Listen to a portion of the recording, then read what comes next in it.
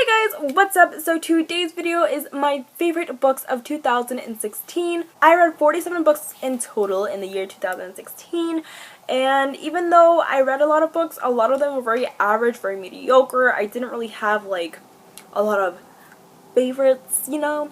So hopefully in 2017 I'll be able to read a lot better books and a lot more books that'll, you know, hopefully become my favorite. So there's not really a particular order to this list. This is basically just the order in which I read them in because I'm going off my Goodreads reading challenge right now. The first 3 books I read this year was a complete series, and it's probably, well, it's most definitely my favorite read of the entire year, and they are The Pendant and the End of Days trilogy by Susan E. The first book is Angel Fall, the second book is World After, and then the third one is End of Days.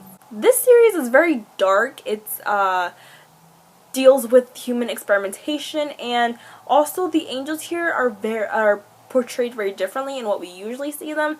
We usually think of them as very angelic. Obviously, they're angels, very angelic, saint-like beings, but in this book, they have, you know, completely caused the death, almost the complete death of humanity, and it puts a very interesting twist, and I really, really enjoyed it. And it also has some disabled representation, since the main character's sister is, is obviously wheelchair bound. She's paraplegic, I think that's the correct word. Next book we have is Glass Sword by Victoria Avard. This is a sequel to Red Queen, and yeah, it's a sequel. I really enjoyed it, and yeah, you probably heard of Red Queen. It's about this girl, and she discovers she has superpowers, and stuff goes down. Then I have a contemporary novel, and it's Since You've Been Gone by Morgan Matson. This is actually the first Morgan Matson book that I read, and it's also my favorite book that I read of hers. After this book, I just kind of went on a little Morgan Matson reading spree. But this is honestly the best one in my opinion. It follows this girl named Emily, and she has this best friend named Sloane, and Emily is very introverted. She's very shy, but Sloane is just the complete opposite. She's super outgoing, she's super fun, and she's really the person that brought Emily out of her shell. But one day Sloane just mysteriously disappears, and she leaves behind a list of things she wants Emily to do, and Emily believes that if she completes all the things on her list, that she'll somehow be able to get Sloane back. And it's really all about Emily, you know, getting out of her comfort zone, trying new things, breaking out of her shell, and it's great. It's such a cute little contemporary novel. It's amazing. Well, it's not very little, actually. It's like 400 pages, but you get the point. It's great. Then I have a collection of short stories, and it's Bits and Pieces by Jonathan Mayberry, and I love this. It's a collection of short stories from his Rotten Ruin series, which is all about zombies and like the apocalypse, and I just love that series. And I read it like 2 years ago now, so when I picked up this book, I didn't remember a lot of the world, but it was great because I felt like you don't really necessarily need to know about the Rotten Ruin series to read about this collection of short stories. And that's because a lot of the stories focus not necessarily on the characters in the Rotten Ruin series. Yes, we have some characters that show up in this collection of short stories, but a lot of them focus on other survivors and how they're kind of managing the zombie apocalypse, and even not so survivors, people that have died and how they died in this apocalypse. You know, there's a lot of death in this book, but it's great. Then we have A Court of Thorns and Roses by Sarah J. Maas, and this book is the first book, obviously, in the Court of Thorns and Roses series. You've probably heard about it already, and I liked this book, really. I really enjoyed it. I loved it, actually. However, the second book really disappointed me, so that's why A Court of Mist and Fury is not on my list. A Court of Thorns and Roses is, however. It's a great story. I really enjoyed it. It's a great book. The second book, not so much, but I'm still looking forward to the third one. Then I have Obsidian by Jennifer L. Armentrout, the first book in the Lux series.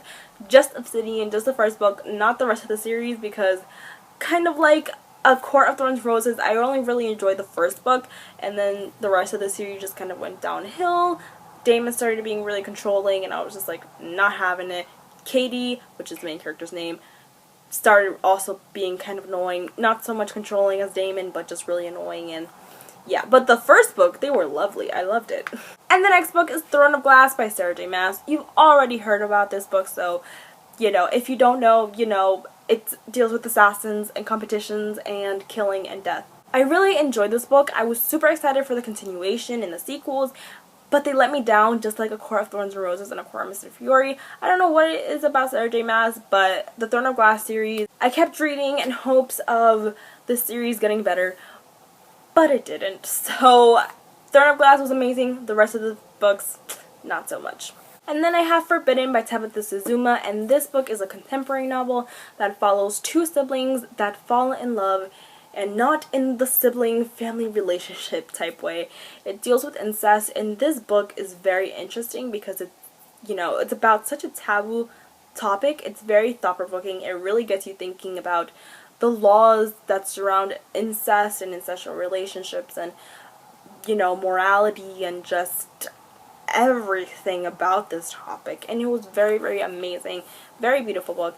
It's definitely one of those books that I would recommend to anyone. Like, if you ask me what book would you recommend to anyone, or one book that you think everyone should read, I definitely recommend Forbidden by Tabitha Suzuma. And the last book on my list is Blue Lily Lily Blue, and this is not the last book, this is the third book in the Raven Cycle series by Maggie Stiefvater.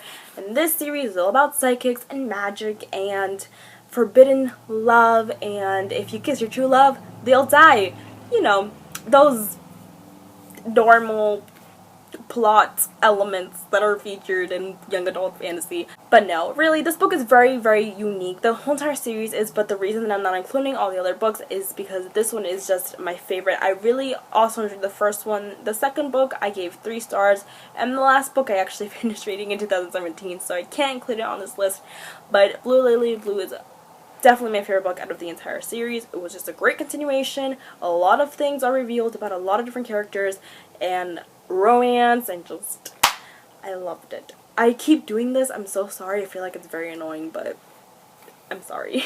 Okay, so that is it for this video. Hope you guys enjoyed, and I'll see you in my next. Bye!